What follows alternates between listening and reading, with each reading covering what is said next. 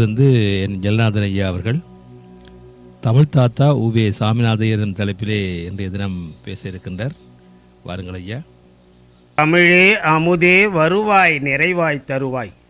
உலகெங்கும் உள்ள தமிழ் உறவுகளுக்கும் ஜெர்மனி தமிழறிவு வானொலிக்கும் நேயர்களுக்கும் திரு நைனை விஜய் அவர்களுக்கும் திருமதி சசிகலா நைனை விஜய் அவர்களுக்கும் என் வணக்கம். தமிழ் தாத்தா உவேசா எனும் தலைப்பில் என் பதிவை வழங்குகிறேன். தக்கோலம் என் ஜலநாதன், உத்திரமேரூர். அந்த விடுமுறையை பயனுள்ள வகையிலே செலவு பண்ணணும்னு நினைச்சார் ஒருத்தர். திருநெல்வேலி பக்கம் போய் பழைய ஏட்டுச்சுவடைகளை தேடலாம்னு நினைச்சார் அவர். நெல்லை பகுதியிலே பரம்பரை வித்வான் வீடுகளில் 10 பாட்டு ஏடுகளை தேடலாம்னு முடிவு பண்ணினார். அவங்க அப்பாவோ, சிரவணத்துக்கு இங்கே இருக்க வேணாமோ, இந்த நேரத்தில் வெளியூருக்கு போகணுமா என்று சொன்னார்.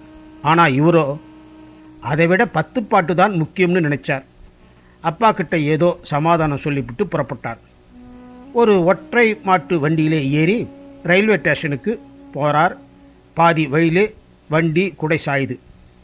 இவர் கீழே விழறார். இவர் மேலே தகரப்பெட்டி விழுது. இதுக்காக பயணத்தை நிறுத்தலை, ரயிலில் ஏறினார். ரயில் புறப்பட்டது. தஞ்சாவூர் தாண்டி போய்கிட்டு இருக்கு. அப்போ திடீர்னு பாதி வழியில் அதுவும் நின்றுச்சு, ரயில் நின்றுச்சு. இவர் என்ன விஷயம்னு எட்டி பார்த்தார். ஒரு அதிகாரி வேகமாக வந்து கீழே இறங்கி வேற பெட்டியில் ஏறிக்குங்கன்னார். முன்னாடி உள்ள பெட்டியில் தீ பிடிச்சிருக்கான், அதுக்குத்தான் இப்படி சொல்லியிருக்கார். இவர் கீழே இறங்கி வேறு பெட்டியில் உட்கார்ந்துக்கிட்டார். ஒரு வழியாக ரயில் திருநெல்வேலிக்கு போய் சேர்ந்தது. இப்படி விடாப்பிடியாக இருந்து தமிழ் இலக்கியங்களை நமக்கு தேடி கொடுத்தவர் யாருன்னு நினைக்கிறீங்க? வேறு யார்? நம்ம தமிழ் தாத்தா தான், உவே சாமிநாத ஐயர். கும்பகோணம் கல்லூரியில் ஒரு நாள் வருஷம் 1900 மே மாதம் 2ஆம் தேதி இளங்கலை மாணவர்களுக்கு இவர் தமிழ் பாடம் நடத்திக்கிட்டு இருக்கார். நம்முடைய உவேசா தமிழ் பாடம் நடத்திக்கிட்டு இருக்கார். அப்போது ஒரு மாணவர் எழுந்திருச்சு இவர்கிட்ட சொல்கிறார், ஐயா, எங்கள் விடுதிக்கு ஒருத்தர் வந்திருக்கார். முன்னாடி வசதியாக வாழ்ந்தவர், இப்போ வறுமையில் இருக்கார். கடன் சுமை அதிகம். கடன்காரர்களுக்கு பயந்துக்கிட்டு இப்போ தலைமறைவாக இருந்துக்கிட்டு இருக்கார். அவர் ஒரு பெரிய துணி மூட்டை ஒன்று வச்சிருக்கார். அதில் பழைய தமிழ் சுவடைகள் நிறைய இருக்குது. 100 சுவடிகளுக்கு மேலே இருக்கும். அவ்வளவும் அவர் அன்பளிப்பாக கொடுக்கறதுக்கு வந்திருக்கார். அவர் தனக்கு பணம் எதுவும் வேணாம், இது பாதுகாத்தா போதுங்கிறார் அப்படின்னு அந்த மாணவர் சொன்னார். தமிழ் தாத்தாவுக்கு தாங்க முடியாத மகிழ்ச்சி. உடனே நேரில் போய் அதை வாங்கிக்கணும்னு நினைச்சார். ஆனால் அந்த மாணவர் தானே போய் அந்த சுவடி கட்டுகளை எடுத்துக்கிட்டு வந்து தன் ஆசிரியர்கிட்ட கொடுத்தார். சுவடி தந்த அந்த பெரியவரை பார்க்காம இருந்தால் அது பெரிய பாவம்னு சொல்லி உடனே விடுதிக்கு போனார் உவேசா. ஆனால் அதுக்குள்ளே அந்த பெரியவர் தன்னுடைய பேரையோ ஊரையோ யார்கிட்டே சொல்லாமல் போயிட்டார். அவரை பார்க்க முடியலேன்னு தமிழ் தாத்தாவுக்கு ரொம்ப வருத்தம்.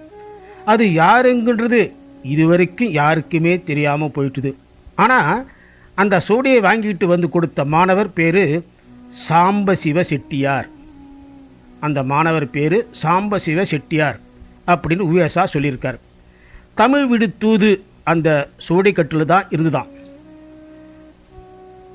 அப்படி சுவடைகளை தேடி நமது தமிழ் தாத்தா உவே சாமிநாத ஐயர் நிறைய இடங்களில் தேடி தேடி கண்டுபிடிச்ச பொக்கிஷமாக விளங்குகிறது இன்றைய தமிழ் இலக்கியங்கள் என்றால் மிகையன்று.